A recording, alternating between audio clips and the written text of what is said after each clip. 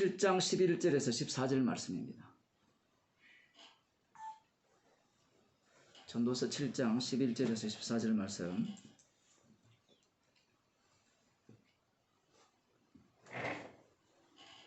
같이 읽도록 하겠습니다. 지혜는 유혹같이 아름답고 햇빛을 보는 자에게 유익하도다. 지혜도 보호하는 것이 되고 돈도 보호하는 것이 되나 지식이 더욱 아름다움은 지혜는 지혜 얻은 자의 생명을 보존함이니라. 하나님의 행하시는 일을 보라. 하나님이 굳게 하신 것을 누가 능히 곧게 하겠느냐. 형통한 날에는 기뻐하고 공고한 날에는 생각하라. 하나님이 이 두 가지를 병행하게 하사 사람으로 그 장래의 일을 능히 헤아려 알지 못하게 하셨느니라. 아멘. 기도하시겠습니다. 하나님 아버지, 우리 인생들에게 공고한 날과 평통한 날을 주신 이유가 장래의 일을 알지 못하게 하기 위해서 주셨다라고 말씀하셨습니다. 우리 인생들은 장래의 일을 알 이유도 없고 안다고 한들 그 장래의 일을 우리가 어떻게 바꿀 수도 없고 변화시킬 수도 없는 그러한 상황임을 저희들에게 알게 하셔서 하루하루가 십자가의 피공로로 주어지는 은혜의 날들임을 알게 하여 주옵소서. 예수님 이름으로 기도드려옵나이다. 아멘. 하나님 말씀 누가복음 18장 18절에서 30절 말씀입니다. 제가 읽어드리겠습니다.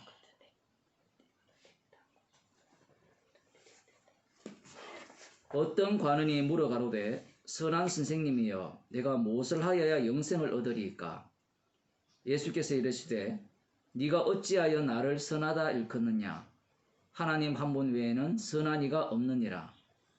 네가 계명을 안 하니 간음하지 말라, 살인하지 말라, 도적질하지 말라, 거짓 증거하지 말라, 내 부모를 공경하라 하였느니라. 여짜오되 이것은 내가 어려서부터 다 지켰나이다. 예수께서 이 말을 들으시고 이르시되 네가 오히려 한 가지 부족한 것이 있으니 네게 있는 것을 다 팔아 가난한 자들을 나눠주라. 그리하면 하늘에서 보화가 네게 있으리라. 그리고 와서 나를 쫓으라 하시니 그 사람이 큰 부자인 고로 이 말씀을 듣고 심히 근심하더라. 예수께서 저를 보시고 가라사대 재물이 있는 자는 하나님의 나라에 들어가기가 어떻게 어려운지 약대가 바늘기로 들어가는 것이 부자가 하나님의 나라에 들어가는 것보다 쉬우니라 하신대 듣는 자들이 가로되 그런즉 누가 구원을 얻을 수 있나이까? 가라사대 무릇 사람이 할 수 없는 것을 하나님은 하실 수 있느니라.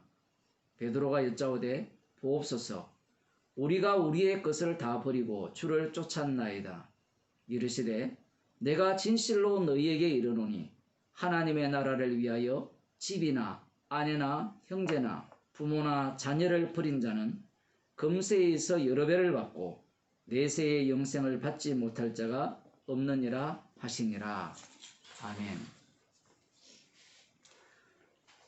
지난주 말씀을 잠시 조금 돌아보면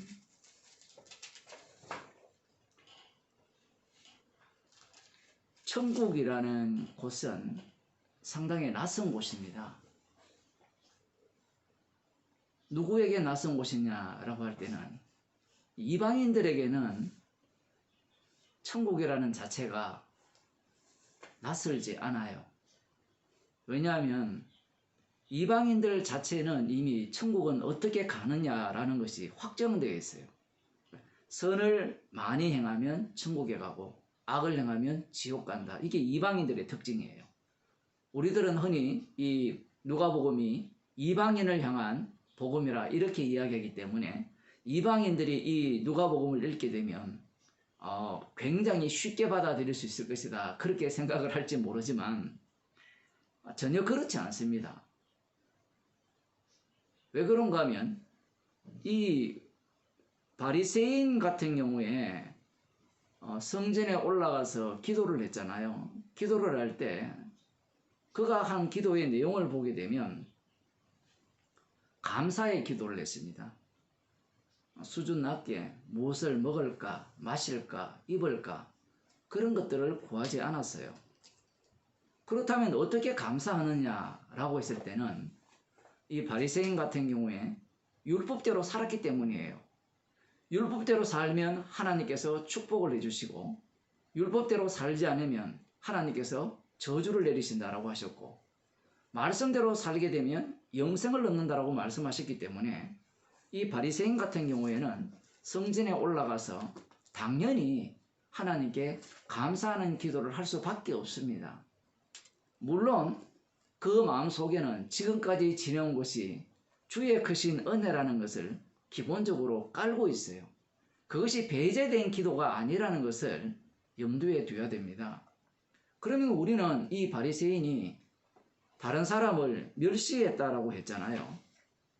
그래서 그 멸시한 그 태도 자체가 문제가 될 수 있다. 예수님 지금 그렇게 말씀하신 것 같은데 구약 성경을 보면 다른 사람을 멸시한 분이 따로 계세요. 누군가 하면 바로 여호와 하나님입니다.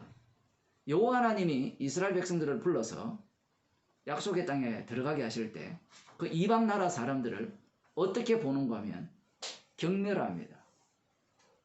멸시해요. 너희들이 그곳에 들어가면 그들을 어린 아이뿐만 아니라 아이 된 여인이라도 다 죽여라 했어요. 그 말씀에 순종하지 않아서 이스라엘 백성들이 우상숭배를 했고 그 우상숭배의 결과로 그들은 짐승에게 사로잡히게 된 거예요. 그런 입장에서 구약 성경을 연구하고 하나님 나라를 기다리는 이 바리새인 입장에서는 이 약속의 땅에서 어떻게 살아야 되느냐, 어떻게 사는 것이 이 약속의 땅이 메시아 왕국으로 변화될 거냐, 거기에 대한 연구가 완료된 상태에서 지금 이 바리새인은 하나님 앞에서 말씀대로 사는 삶을 사는 거예요. 그래서 이 땅에는 말씀대로 사는 사람들이 존귀 여김을 받아야 되고 말씀대로 살지 않고 토색하고 간음하고 살인하고 이 세리 같은 그런 자들 등쳐먹는 그런 악당들은 이 땅에서는 멸시받아야 되고 당연히 그들은 이 땅에서 내쳐져야 된다는 것이 구약 성경에서 말씀하시는 하나님의 율법의 원리라는 겁니다. 그런데 예수님께서는 이 성전에 올라가서 두 사람이 기도를 했는데 바리새인과 세리가 기도를 했는데 세리는 불쌍히 없어서 얼굴을 감히 들지도 못하고 그렇게 기도를 했을 때 판결을 받았을 때는 누가 의롭게 여김을 받았는가 하면 세리가 의롭다 여김을 받았어요. 근데 이 얘기를 누가 듣느냐 하면 제자들과 바리새인들이 듣죠. 유대인들이 이야기를 듣는 거예요. 이방인인 우리들이 듣는 게 아니에요. 1차적으로. 그들이 이 예수님의 말씀을 들었을 때 예수님은 불의한 재판관이 되는 겁니다. 달리 표현하면 구약에 나타난 여호와 하나님과 예수님은 너무 달라도 많이 달라요. 만일에 구약에 나타난 하나님의 그 방식으로 재판을 한다면 바리새인도 의롭다 해야 되고 성전의 기능을 보여준 세리도 의롭다 해야 되죠. 그런데 예수님의 판결은 세리만이 의롭다 여김을 받았다. 세리만이 하나님 나라에 들어갈 수 있다. 그가 하나님 나라의 백성이 되었다. 그렇게 지금 예수님께서 말씀하시는 겁니다. 그러니 사람들이 예수님에 대해서 불만을 품을 수밖에 없고 이해도 못하고 납득이 안 되는 거예요. 사람들이 이 복음을 들을 때, 교회에 올 때 복음이 우리가 납득이 되고 이해가 된다고 생각해요. 그런데 복음은 우리가 이해되고 납득되는 게 아니에요. 오늘 본문을 우리가 이렇게 보게 되면 납득이 되느냐? 납득이 안 돼요. 자, 오늘 본문으로 들어가면 부자 관원이 왔어요. 어떤 관원이 물어가로되 선한 선생님이여. 뒤에 보면 부자거든요. 그 사람이 와서 지금 내가 무엇을 하여 영생을 얻겠습니까? 라고 물었어요. 이렇게 질문을 한다는 것은 항상 나는 내 질문에 대해서 당신이 답변을 해주면 그 답변을 이해하고 납득하고 받아들일 준비가 되어 있다. 그 정도의 능력은 갖춰져 있다라는 입장에서 질문을 한 겁니다. 대부분이 그렇죠. 이 말씀을 전해보면 사람들이 성경에 대한 질문을 하잖아요. 질문하는 것이 나쁜 건 아닙니다.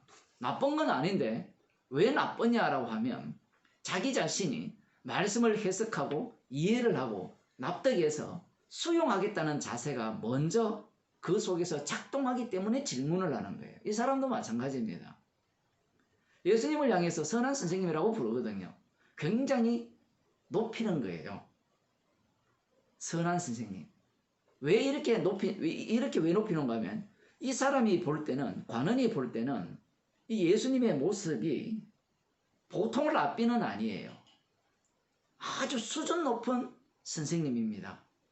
그래서 하나님께만 붙이는 그 선한이라는 그 수식어를 예수님께 붙여서 선한 선생님이여 무엇을 하여 영생을 얻겠습니까? 라고 묻는 거예요.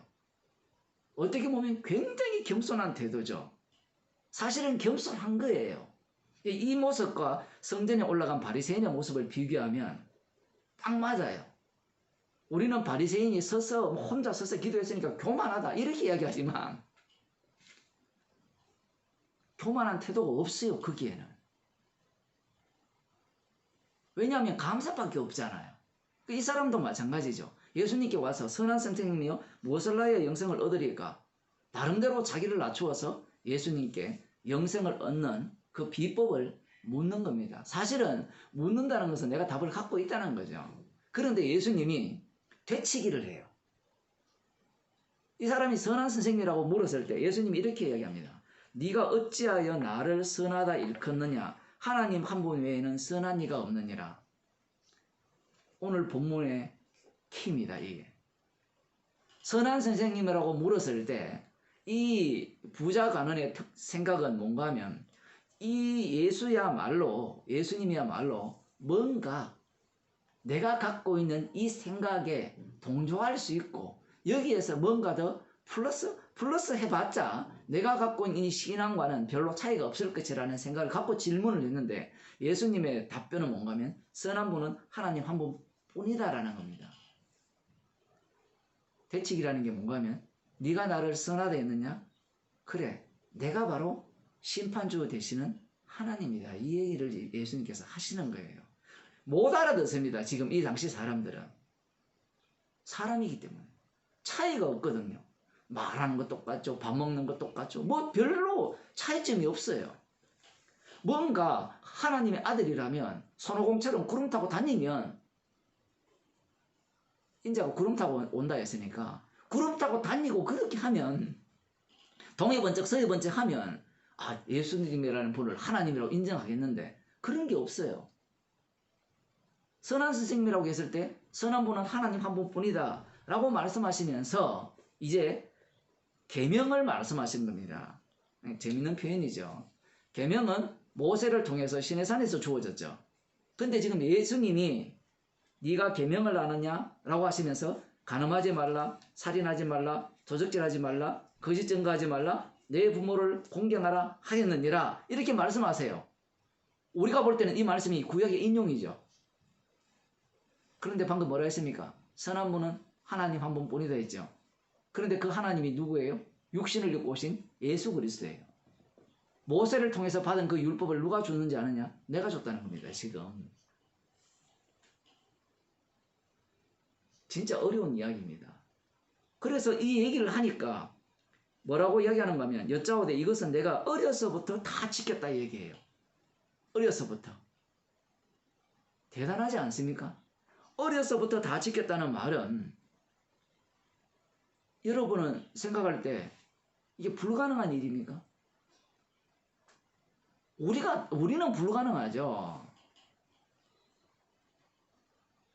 사도 바울이 뭐라 합니까? 자기는 율법의 의로는 흠이 없다라고 하죠. 율법의 의로는 흠이 없다라는 것은 어려서부터 율법을 다 지켰다는 거예요. 에이, 목사님, 인간이 어떻게 율법을 다 지키겠습니까? 라고 할 때는 인간 쪽에서는 율법을 지킨다는 그 개념 자체가 자기들 나름대로의 바운더리가 결정되어 있어요. 대부분 어바웃인데 대부분 대략이지만 자기들 입장에서는 이렇게 하는 것이 율법을 지켰다는 거예요. 그래서 사도 바울 같은 경우에는 율법을 어떻게 지키느냐. 예를 들어 안식일을 지킬 때는 안식일 날 물건을 들고 가지 않아야 된다. 그런 것들을 다 지킨 거예요. 세세조항 나름대로. 애들도 그러잖아요. 공부할 때 열심히 했느냐라고 하면 열심히라는 기준은 추상적이잖아요. 그런데 쥐가 대충 해놓고 그 추상을 구체화시켜서 나 1시간 했으니까 나 제대로 지켰어요. 나 제대로 믿어요. 나 제대로 공부했어요. 이렇게 이야기를 하는 거죠. 지금 이 부자가능 같은 경우에는 사람들이 볼 때는 누가 보더라도 율법을 지키는 자예요. 흠이 없습니다. 율법의 의로는. 그래야 예수님께서 이렇게 말씀을 하시죠. 네가 오히려 한 가지 부족한 것이 있으니 네게 있는 것을 다 팔아 가난한 자들을 나눠주라. 자, 이 말씀이 왜 주어졌는가를 알아야 돼요. 율법을 주신 이유는 지켜라고 줬습니까? 죄를 드러내려고 주셨어요. 죄를 드러내기 위해서 주셨죠. 그런데 지금 이 사람들은 구약에 속해 있죠. 부자가나는. 구약에 속해 있기 때문에 죄를 드러내는 율법이라고는 상상을 못하는 겁니다. 자, 그리고 율법은 누가 주셨다 했죠? 예수님이 직접 주셨어요. 선한 분 되신 예수님이. 그 예수님이 가늠하지 말라, 살인하지 말라 이렇게 말씀하시면서 한 가지 더 말씀하셨죠. 네게 있는 것을 다 팔아 가난한 자들을 나눠주라. 그리하면서 하늘에서 보화가 네게 있으리라. 거기 와서 나를 쫓아라 해요. 나를 쫓아라 이것만 빼더라도 어느 정도 이해가 되는데 이 단계가 너무 복잡하죠. 율법을 지켰느냐? 근데 한 가지 부족한 게 있다. 근데 예수님이 선한 분이라 했잖아요. 예수님 자신이 하나님이죠. 그러면 이 재물을 다 팔아서 가난하게 주라? 근데 구약에 보면 그게 없잖아요. 구약에 그게 나와요? 율법에? 구약에 율법대로 지키면 들어가도 복을 받고 나가도 복을 받는다 이야기가 나오고 그리고 그 복을 받은 것을 가난한 자들이나 고아나 과부나 객을 위하여서 도와주라고 나오죠. 구제하라고 나오지 다 팔고 하나님을 섬기라 이게 없어요. 다 나눠주고. 여러분이 잘 아시는 욥이 있죠. 욥이 부자잖아요. 그러니까 부자 이야기가 나올 때는 욥을 꼭 예를 들어야 돼요. 욥이 부자죠. 부자였을 때 하나님께서 욥아 네 재산을 다 팔아서 가난한 자들에게 주라. 그러면 내가 너를 사랑한다. 너를 구원하겠다. 이런 얘기가 있어요? 없어요? 없어요.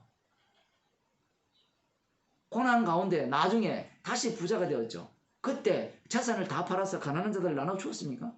나눠주지 않았어요. 지금 이 부자 간언은 예수님의 말씀이 납득이 안 되는 겁니다. 율법을 지킴으로 말미암아 부자가 된 거거든요. 꼭 기억하세요. 그냥 부자가 된 게 아니에요. 그들이 정통 유대인들이 자기들이 잘 산다 했을 때 왜 똑똑하냐 했을 때는 율법대로 살았기 때문에 그렇게 부자가 되었고 율법대로 살았기 때문에 잘 산다고 생각해요. 오늘 한국교회 목사들도 그런 사람 되게 많아요. 유대인들을 추종하는 자들이 있거든요. 예루살렘에서 다시 하나님 메시아 왕국이 이루어진다 그렇게 믿는 자들이 꽤 많아요.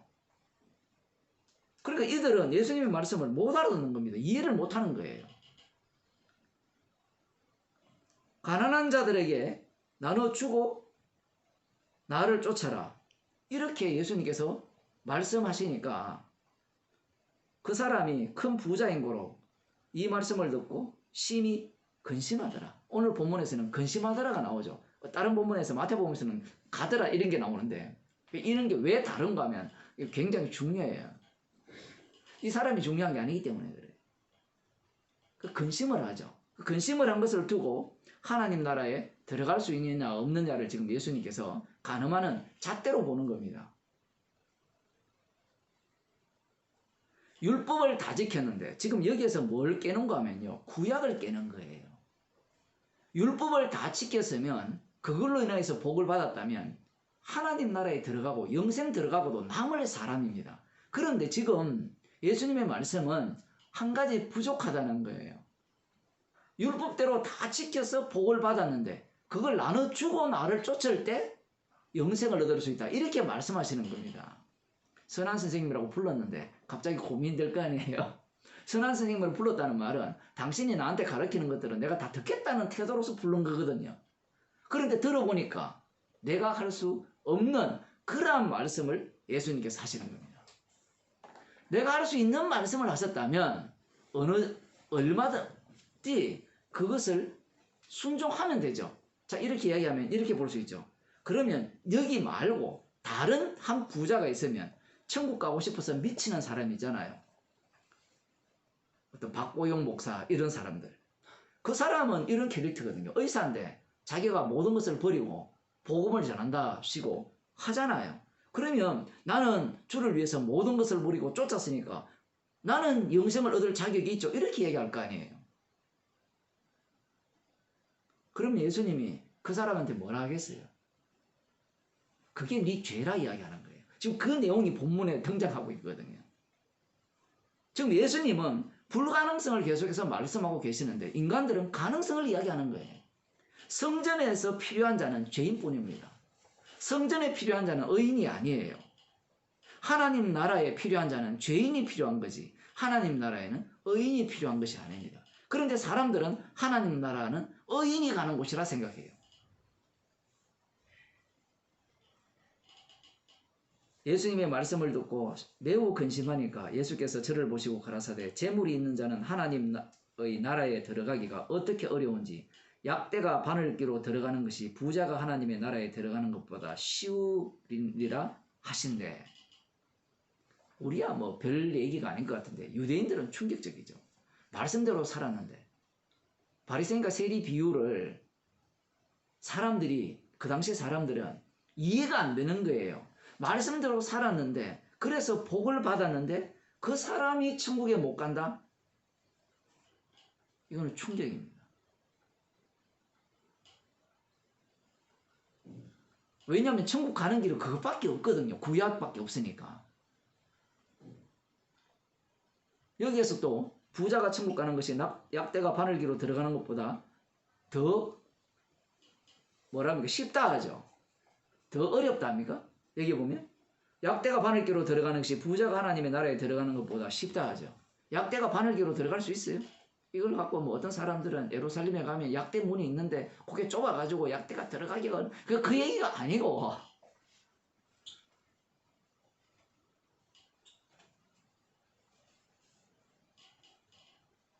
이런 얘기입니다. 이 공간이 이 사이가 한 1cm밖에 안 돼요. 1cm밖에 안 되는데 거기를 지나갈 사람이 있습니까? 거기를 지나갈 사람이 있어요? 통과할 수 있어요? 가끔은 공원 같은 데 가보면 나무로 이렇게 해서 뭐 20cm, 30cm, 40cm 해가지고 나이에 맞는 배둘레 측정하는 곳이 있어요. 뭐 여러 군데 있습니다. 그런 데 갈 때 예를 들어 이 두께가 공간이 한 1cm를 만들어 놓고 이게 20대가 통과할 곳입니다 라고 하면 말이 돼요? 지금 예수님이 그런 말씀을 하시는 거예요. 부자가 여기에 보면 재물이 있는 자는 하나님의 나라에 들어가기가 어떻게 어려운지 약대가 바늘기로 들어가는 것이 부자가 하나님의 나라에 들어가는 것보다 쉬우니라 이렇게 말씀하시는 말미암아 이 말씀이 부자는 천국 갈 수 있단 말입니까? 없단 말입니까? 없다는 말이죠. 그런데 여기에서 예수님이 어떤 장치를 집어넣어놨어요. 어떤 장치를 집어넣었는가 하면 우리는 이걸 보면 부자가 천국 가는 것이 어렵구나 불가능하구나 이런 생각을 하는데 예수님의 표현을 보세요. 24절을 보면 재물이 있는 자는 이렇게 표현해요. 여기에서 재물이 있는 자는 이라는 표현은 재물을 붙드는 자예요. 그 붙드는 자 중에 대표자가 누군가 하면 부자예요. 예수님은 이 부자를 하나의 모델로 삼아서 모든 인간을 여기에 집어넣습니다. 블랙홀 같죠? 다 집어넣어가지고 모든 인간을 지금 표현하는 거예요. 그 어떤 인간도 천국 갈 수 있는 인간이 없다라는 말씀을 하시는 거예요. 그런데 제자들은 못 알아들어요. 지금 이 예수님의 말씀을.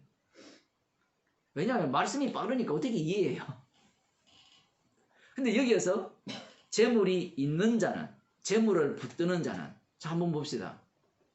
우리 애가 있는데 용돈 100원 주면 그 100원을 붙들까요? 안 붙들까요? 붙들어요. 어제 제가 기계를 하나 사줬는데 자기 용돈으로 사야 되는데 160원이 모자랐거든요. 160원 달라니까 싫다는 거예요. 이 얘기를 하는 이유가 뭔가 하면 사람들은 그래요. 돈이, 재물이 100만 원을 갖고 있든 1000만 원을 갖고 있든 1억을 갖고 있든 그 재물을 안 붙드는 사람이 없어요. 모든 사람은 재물을 붙드는 겁니다. 지금 예수님은 지금 그 말씀을 하시는 거예요. 물론 제자들은 못 알아듣죠. 왜냐하면 제자들의 생각은 그것밖에 없거든요. 율법이라는 것이 머릿속에 가득 차 있습니다. 율법이 가득 차 있기 때문에 영생과 부자의 관계는 율법과 비례관계예요. 율법대로 살면 부자가 되고 율법대로 살면 영생을 얻는다는 것이 그들이 갖고 있는 태도예요. 그러니까 예수님이 말씀하시는 내용을 완벽하게 이해를 못하는 겁니다. 그러니까 수박 그달기로 예수님 말씀을 알아듣고 이렇게 얘기하죠. 이렇게 얘기합니다. 듣는 자들이 가로되 그런즉 누가 구원을 얻을 수 있나이까? 이렇게 묻는 거예요. 완전히 놀라는 겁니다. 누가 구원을 얻을 수 있습니까? 예수님 말씀을 듣고. 이건 앞부분에 바리새인과 세리 기도했을 때도 이 말을 하고 싶었던 거예요. 세리가 구원 얻는다. 말도 안 되는 말씀하지 마세요. 근데 이제는 말씀대로 산 부자가 구원 못 얻는다면 누가 구원을 얻을 수 있겠습니까? 라고 묻는 거예요. 지금 이건 여러 가지 내용이 함축된 건데 가장 기본적인 것은 그거예요. 율법대로 산 자가 구원을 못 얻는다면 누가 얻겠느냐 이 얘기예요. 그러면 못 얻는다 하면 되잖아요. 근데 사람들은 자기 구원을 포기하지 않아요. 절대로 포기하지 않습니다. 그래서 예수님 말씀하시죠. 가라사대 물어 사람이 할 수 없는 것을 하나님은 하실 수 있느니라. 여기에서 사람이 할 수 없는 것을 하나님이 할 수 있다 했죠. 자, 그러면 사람은 어떤 모습을 갖고 있어요? 재물을 붙듭니까? 안 붙듭니까? 붙들죠. 붙드니까 어느 누구도 하나님 나라에 들어갈 수 있습니까? 없습니까? 영생을 얻을 수 있어요? 없어요? 영생을 얻을 수 있는 인간은 아무도 없고 인간이 자기 스스로 뭔가 율법을 지켜서 순종해서 하나님 나라에 들어갈 수 있는 그런 조건을 갖출 수 있단 말입니까? 없단 말입니까? 없다는 이야기예요. 사람은 할 수 없다는 얘기입니다. 그러면 할 수 없으면 아멘 하면 되는데 인간은 그걸 포기하지 않습니다. 할 수 없으면 할 수 없다고 끝나면 되는데 왜 할 수 없습니까? 할 수 있지 않습니까? 보세요. 이 부자가 재물이 많았는데 그걸 버리고 예수님을 따랐다면 영생을 얻을 수 있지 않았습니까? 그건 나 할 수 있어요. 이렇게 덤비는 거예요. 지금 예수님 말씀은 할 수 없다는 얘기예요. 할 수 없고 하나님만 한다는 것, 하나님만 하신다는 말은 인간 쪽에서 구원을 얻을 수 있는 그러한 어떤 방식은 다 차단되어 있고 막혔다는 말씀입니다. 어느 누구도 천국 못 들어간다 이 얘기예요. 재물을 안 붙드는 인간이 어디 있어요? 복음을 전하는 목사? 재물을 붙들어요. 누구나가 다 재물을 붙든단 말이에요. 그런데 인간들은 구원 얻고자 하는 그 욕망 때문에 말씀이라는 것이 주어지면 이 부자가 는처럼 어떻게 하면 영생을 얻을 수 있습니까? 그 방법을 자꾸 묻는 거예요. 교회도 그렇죠. 교회 오는 이유가 뭐예요? 어떻게 하면 복을 받습니까? 어떻게 하면 이 복을 받는다는 말은 어떻게 하면 사업이 잘 됩니까? 어떻게 하면 우리 집안의 애군을 사라지게 합니까? 어떻게 하면 천국 갈 수 있습니까? 라는 질문을 갖고 교회를 오잖아요. 반대로 이야기하면 교회에 있는 목사들이나 교인들이 전도를 할 때 어떻게 하면 천국 가는 그 비법을 알려주잖아요. 우리 교회에 오면 천국 가고, 우리 교회 목사님 말씀을 들으면 부자가 되고, 우리 교회에 오면 14만 4천에 들어가는 것은 따놓은 당상이라는 거예요. 물론 재산은 좀 내놔야 되고, 지 인생은 다 바쳐야 되죠. 왜냐면 오늘 본문에 나오잖아요. 자기 처자나 부모나 자식을 버리지 않으면, 이 세에서 버리지 않으면 내세에서 배로 못 받는다 하니까 신천지가 지금 그걸 갖고 이야기하잖아요. 그 말이 틀린 겁니까? 성경 말씀대로예요. 그런데 성경 말씀대로 하면 천국 갑니까? 지금 예수님 말씀을 하나도 못 알아듣는 겁니다. 무슨 말인지. 그런데 교회에서는 모두가 다 부자 관원이 질문하는 것처럼 그렇게 질문을 하고 거기에 대한 답변을 주려고 하죠. 예수 믿으면 구원 얻습니다. 십자가 붙들리면 영생을 얻습니다. 모든 것을 버리고 따르면 천국 갑니다. 그런 식으로 사람들은 접근을 하는 거예요. 지금 예수님의 말씀은 사람이 할 수 없다는 얘기를 하는 거예요. 그런데 말입니다. 제자들이 우리 마음을 대변해줘요. 한번 보세요. 사람은 할 수 없는데 하나님 할 수 있다 하니까 그래. 재물을 붙드는 자, 부자인데 그것을 버릴 수 있는 것은 사람은 할 수 없어. 하나님은 하셔. 맞아. 그러면서 자기를 돌아보죠. 제자들이. 그러면서 자기들은 어떻게 했는가 봅시다. 베드로가 여짜오되 28절 보옵소서 우리가 우리의 것을 다 버리고 주를 쫓았나이다. 이야 정말 대단하지 않습니까? 베드로가 자기의 것을 자기 스스로 생각합니다. 모든 것을 버리고 예수님을 쫓았다는 거예요. 이 일을 누구의 일로 봐요? 사람의 일로 봐요? 하나님의 일로 봐요? 베드로는 누구의 일로 봐요? 하나님의 일로 봐요. 사람은 할 수 없다 했잖아요. 버리고 쫓는 것은. 정말 이게 베드로가 진짜 우리한테 유익한 게 그거예요. 성경을 해석할 때 구원 얻는 방식에 대해서는 천재적인 그러한 어떤 지식을 발휘하죠. 지혜를 발휘하는 겁니다. 예수님 말씀을 딱 들어보니까 부자는 말씀을 순종해가지고 살아서 부자가 되었음에도 불구하고 재물을 못 버리고 예수님을 따르지 않았기 때문에 구원을 못 얻었고 하나님 나라에 못 들어갔는데 그거는 하나님만이 할 수 있는 일인데 사람은 할 수 없고 그러면 우리는 모든 것을 버렸으니까 우리가 하는 일은 하나님의 일이 아닙니까? 그러니까 우리는 천국 갈 수 있지 않습니까? 지금 이 얘기를 하는 거예요. 말이 맞아요? 틀려요? 대단한 믿음 아닙니까? 근데 문제가 뭐예요? 지금 뭘 못 알아듣는가 하면 보세요. 재물을 붙든다 했잖아요. 재물을 붙들 때 왜 붙들어요? 왜 재물을 붙들어요? 나를 위해서 붙들죠. 내 생명이 살기 위해서, 내 인생이 어렵지 않기 위해서 재물을 붙들잖아요. 불안하잖아요. 불안해. 안 그렇습니까? 지금 코로나 때문에 사람들이 나가기가 불안하잖아요. 그 불안을 없애는 방법이 뭘까요? 자가격리잖아요. 제가 여기 와서 한 14일간 격리당했잖아요. 제가 태어나서 뭐 얼마 살지 않았지만 강제로 혼자 이렇게 격리당한 건 처음인데 되게 편해요. 불안한 게 없잖아요. 밖에 나가면 저 사람이 혹시 코로나 바이러스 복균자가 아닐까? 여러분도 그렇게 안 다닙니까?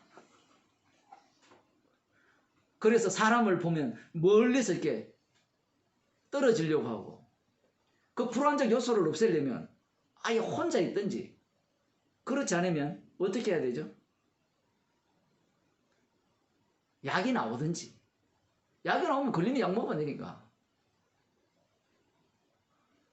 그런데 이 인간의 불안, 그건 질병에 대한 건데 인간이 갖고 있는 이 죽음에 대한 두려움은 해소가 안 돼요. 아무리 소유해도 해소가 안 돼요. 왜? 인간은 자기 생명을 사랑하기 때문에 그래요. 그 재물을 소유한다는 것은, 재물을 붙든다는 것은 자기를 사랑한다는 겁니다. 그 제자들은 이걸 이해를 못한 거죠. 모든 것을 버리고 쫓았으니까 우리는 하나님 나라에 들어갈 수 있지 않습니까? 라고 이야기를 한다는 자체가 뭘 사랑하는 거예요? 재물을 붙드는 거예요.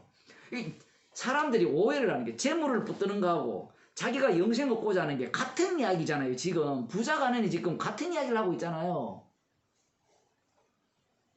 만일에 부자가 아니니 예수님 말씀을 듣고 모든 것을 버리고 가난한 자들 주고 예수님을 쫓았다면 구원 얻을까요?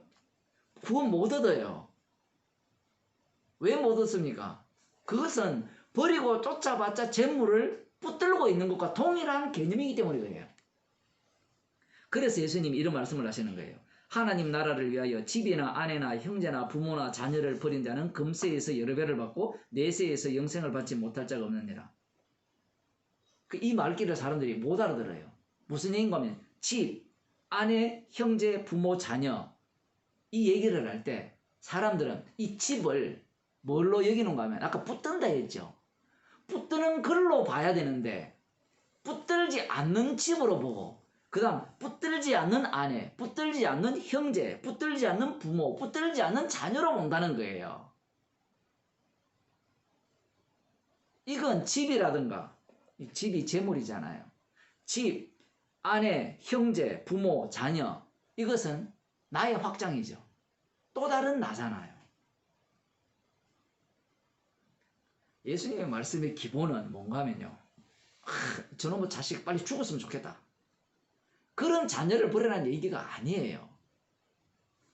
지금 부자가 아니니 재물을 어떻게 봤어요? 자기와 일체형으로 봤죠. 동일처로 봤잖아요. 재물을 영생을 얻기 위해서 못 버리는 이유는 이걸 버리면 내가 영생 얻고자 하는 목적 자체가 날아가잖아. 그래서 못 버리는 거예요. 어제 텔레비에 보면 뭐라고 이야기하더라고. 이런 이야기가 있더라고요. 고기와 밀가루를 멀리하면 오래 살 수 있다. 그게 이 영양과 관련, 건강과 관련된 얘기인 모양이에요. 그러니까 어떤 사람이 그러면 살 필요 없다. 이렇게 이야기를 해요. 그 1박 2일에 나오는 누굽니까? 라비. 예, 라비가 이야기하는 거예요. 지금 그 태도를 누가 갖고 있는가 하면 지금 이 부자가 하나님 갖고 있는 거예요. 아니, 재물을 다 버리고 가난한 자들 주고 예수님을 따를 것 같으면 나 영생 필요 없어요. 얘기거든요.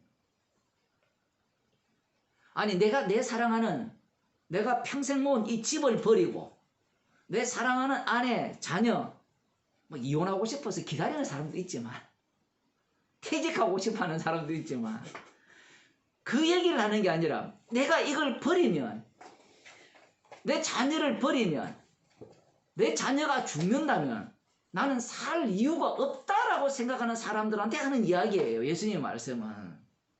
문맥을 보세요. 부자가 하느니 재물을 뭐처럼 여겼어요? 영생 얻는 것보다 더 소중하게 여기잖아요. 그 영생과 같다라고 생각하는 거예요. 그걸 지금 예수님이 말씀하시는 겁니다. 그 제자들은 이 말귀를 못 알아듣죠. 지금 결과는 안 나와 있죠. 여기에서는. 성경이 불친절한 거예요. 성령을 받지 않으면 말씀을 못 깨닫게 되어 있습니다. 구조가. 설명을 안 하거든요. 납득을 안 시켜요. 이해도 안 시키고 들을 게 있는 자만 들으라는 겁니다. 그래서 예수님께서 형제나 부모나 자녀를 버린 자는 금세에 있어 여러 배를 받고 내세의 영생을 받지 못할 자가 없느니라. 이렇게 이야기하니까 금세에서 여러 배를 받는다? 예수는 어떤 공무체를 원했냐? 그 책에 보면 이런 이야기를 해요. 금세에서 여러 배를 받는 것은 사도행전을 보게 되면 예수님을 위해서 형제를 버렸으니까 새로운 형제가 만들어진다는 거예요. 요한복음 19장에 보면 그런 게 있죠. 예수님께서 돌아가실 때 자기 제자 사도 요한에게 네 어머니다 하면서 이제 새로운 어머니, 새로운 형제. 물론 그 얘기는 맞아요. 그런데 여러분 한번 보세요. 복음을 알고 예수 믿었는데 어려운 일 당하면 누가 무난합니까? 네? 사업이 안 되고 예를 들어 어려우면 누가 힘들게 살지 물어요. 보고 많은 형제들이 물어요. 핏줄이 묻죠. 핏줄이 걱정하잖아요. 핏줄이. 예수님이 지금 그걸 말씀하시는 거예요. 사람으로서는 불가능한 이야기를 하는 거예요. 불가능하라고 한 말씀을 하시는데 사람들은 이 말씀을 가능한 걸로 바꿔버렸죠. 누가? 신천지애들이. 자기 부모를 버리잖아요. 형제도 버려요. 남편이 신천지 다닌다고 시비 걸면 폭력을 행사하도록 얘를 다루라는 겁니다. 그 비법까지 알려주는 거예요. 그럼 열받게 하면 남자들이 폭력을 행할 거 아니에요. 그래서 그걸 이혼 사유로 해서 어떻게 합니까? 그러면 이혼 뭡니까? 돈 받죠. 돈 뭐랍니까? 재산 분할할 거 아니에요. 그 돈 어디 가다 오라는 거예요. 신천지 내라는 거예요. 아마 4만 보험 타도 그걸 신천지 다 갖다 바칠 거예요. 왜냐면 그게 영생 얻는 14만 4천에 들어가는 유일한 비법이기 때문에. 그런 일 누가 못합니까? 하고 있잖아요. 지금 24만 명이 이 일을 하고 있잖아요. 그 사람이 하는 거예요. 예수님의 말씀을 너무 만만하게 봐요. 왜냐하면 이 말씀을 이해하려면 뭐가 같이 봐야 돼요? 앞부분에 부자 가느니 말씀대로 율법대로 사는 것과 같이 봐야 돼요. 거기에 가면 그 사람이 천국 못 간다는 말은 아무도 못 간다는 얘기를 지금 예수님께서 계속해서 펼쳐내시고 있는데 그걸 가능성으로 접근하는 거예요. 그러면 목사님 이렇게 사는 사람이 있잖아요. 사도 바울 같은 경우에 있잖아요. 베드로도 있잖아요. 맞아요. 그럼 그들한테 물어보세요. 당신이 집과 남편과 아내와 자녀를 버렸습니까? 라고 물어보세요. 사도 바울이. 물어보면 사도 바울이 뭐라 하겠어요? 나 버렸어요. 이렇게 얘기할까요? 아닙니다. 죄인 중에 개수라 얘기하죠. 나는 버리고 자시고 할 능력이 없어요. 나는 나밖에 몰라요.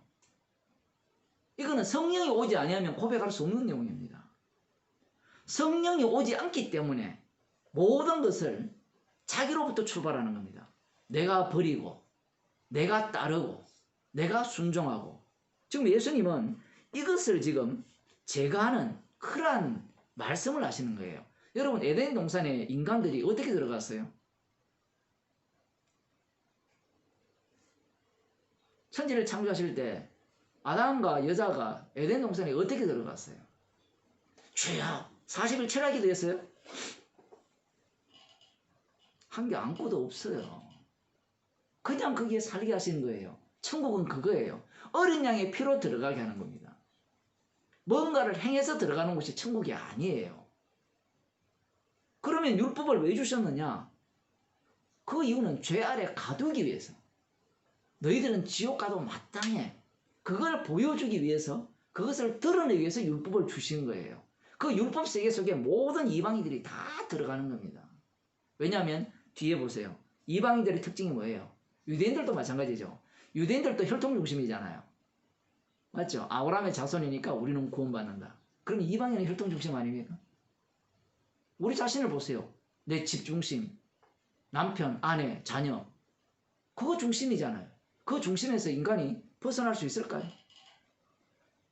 태어나면서부터 자기밖에 모르는데 자기를 위한 가정, 자기를 위한 집, 자기를 위한 남편, 자기를 위한 아내, 자기를 위한 자녀 그것밖에 없는데 그것 붙들려고 하지 그걸 누가 놓으려고 하겠어요? 놓으려고 하는 인간 아무도 없습니다. 놓으려고 해봤자 결국은 뭐라고요? 신천지들처럼 내 구원 얻기 위해서 내어놓는 거예요. 그 자체는 뭐예요? 재물을 붙들고 있는 것과 똑같은 거예요.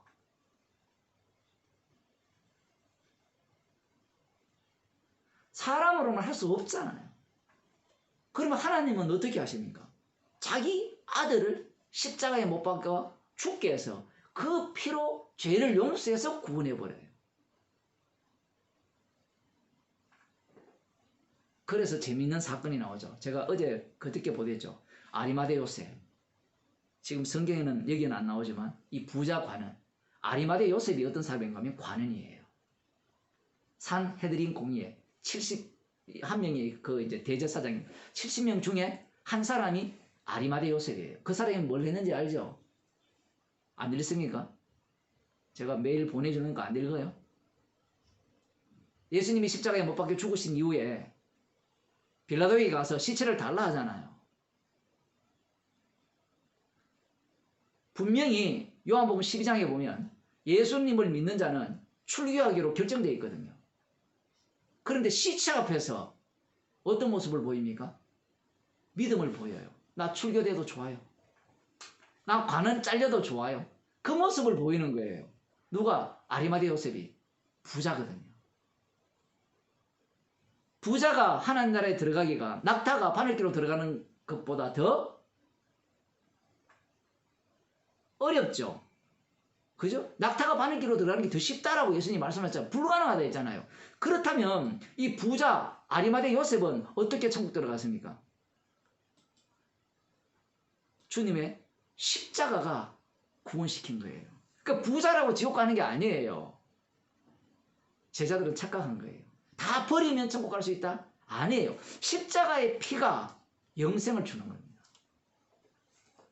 인간들의 접근법은 십자가의 피로 접근한다는 것은 상상을 못해요. 왜냐하면 자기 쪽에서 모든 걸 출발하기 때문에 그래요. 자기 행위, 이 선악과를 따먹기 때문에 선과 악을 구분해서 선을 행할 때 예수 믿는 선, 모든 것을 버리고 따르는 선, 이런 것밖에 몰라요. 그런데 아리마대 요셉 부자관원이잖아요. 이 부자관원이 어떻게 구원을 얻었느냐? 이유가 없어요. 십자가신 주님이 완료성을 이 아리마대 요셉에게 부여해버리니까 영생을 얻은 거예요. 이 모습은 우리가 지난주 봤죠? 지난주에 어린아이와 같지 않으면 하나님 나라에 들어가지 못한다 했죠. 어린아이가 어떤 어린아이가 있어요? 여기 있는 말 안 듣는 어린아이가 아니고 부모 따라와서 예수님께 왔는데 제자들이 막았는데 자기 의지로 온 것도 아니고 또 원하지도 않아도 막혔고 제자들에 의해서 근데 예수님에 의해서 용납받은 자들 예수님의 피로 죄 용서를 받은 자들이 하나님 나라의 백성으로서 하나님 나라에 들어가고 영생을 얻는다라는 사실을 예수님께서 말씀하고 있다는 겁니다. 누가복음은 이사야 61장 1절에 나오는 예수님이 스스로 자기가 어떤 분임을 말씀하셨죠. 주의 신이 내게 임하였는데 은혜의 해를 선포하러 왔다. 61장 한번 봅시다.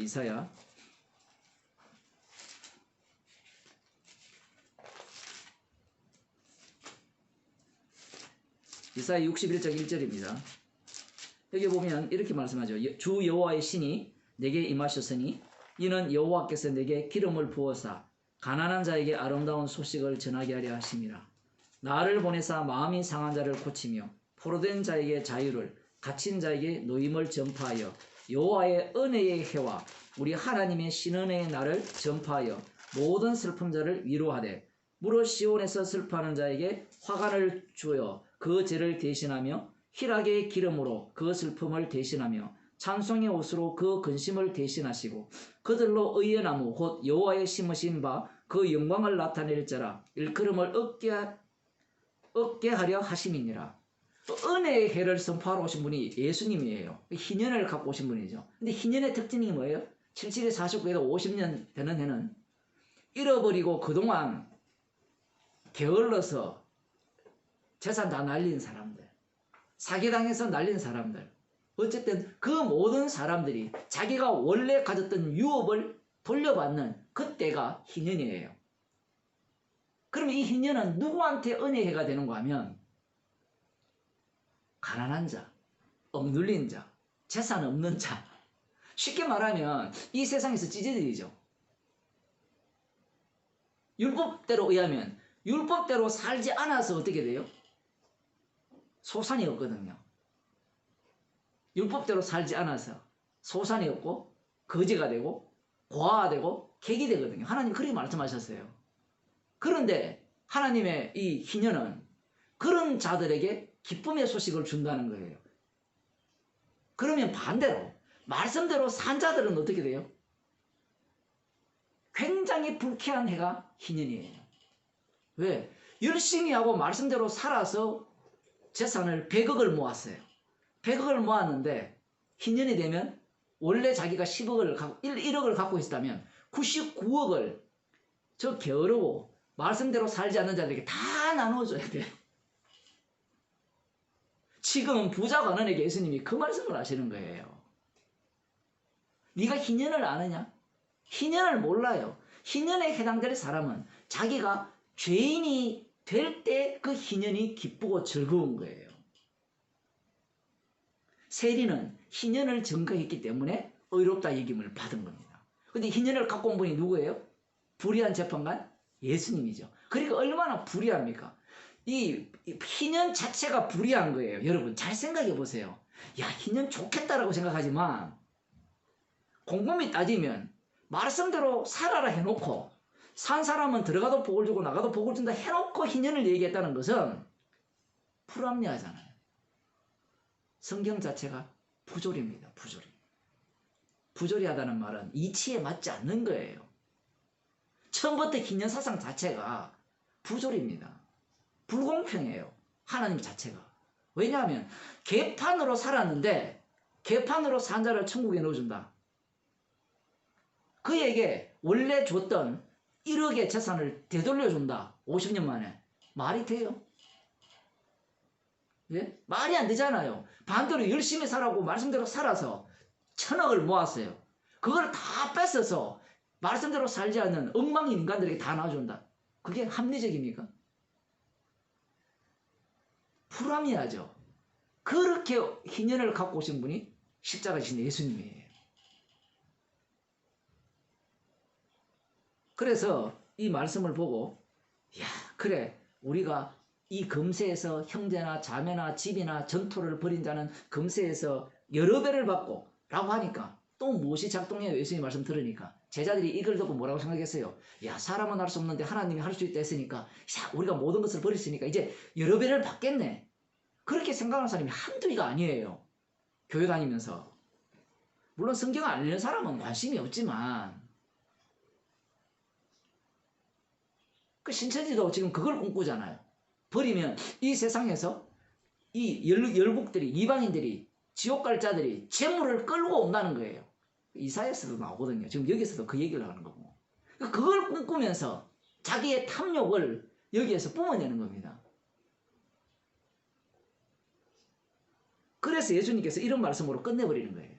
여러 배를 받고 내세의 영생을 얻지 못할 자가 없는 일 하니까 제자들의 이 말에 대해서 긍정하는 것 같잖아요. 우리가 모든 것을 버리고 따랐으니까 무엇을 우리의 것을 다 버리고 주를 쫓았습니다. 주님. 그럼 우리 뭘 얻습니까? 라고 하니까 그래 버린 자는 금세에서 열을 받고 영생을 얻지 못할 자가 없다라고 하니까 제자들이 야, 예수님 우리 마음을 아시네. 우리 진짜 제대로 잘 버렸네. 야, 정말 여러 배를 받고 영생을 우리는 다른 당상이다. 이미 영생 받았다. 이렇게 생각하게 하신 거예요. 사람들은 예수님이 말씀하시는 게 이게 정답이라 생각해요. 정답이 아니라 이 말씀 자체가 함정입니다.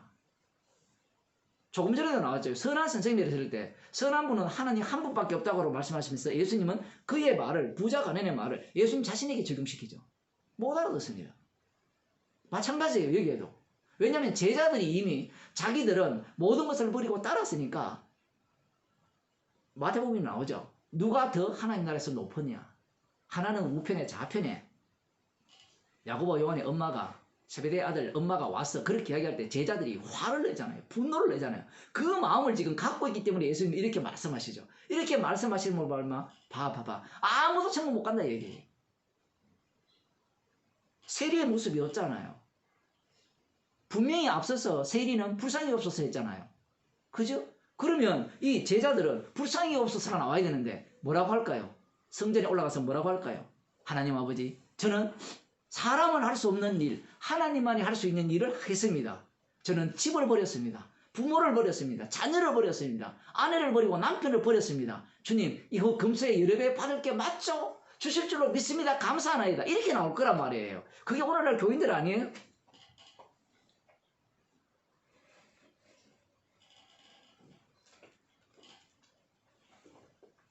십자가의 피를 증거하기 위한 상황입니다. 어떤 인간도 천국에 갈 수 없습니다. 그럼 누구만 천국 가느냐? 하나님이 친히 자기의 목숨을 대속물로 내어주셔서 성령을 주신 자들만 하나님의 나라 백성이 됩니다.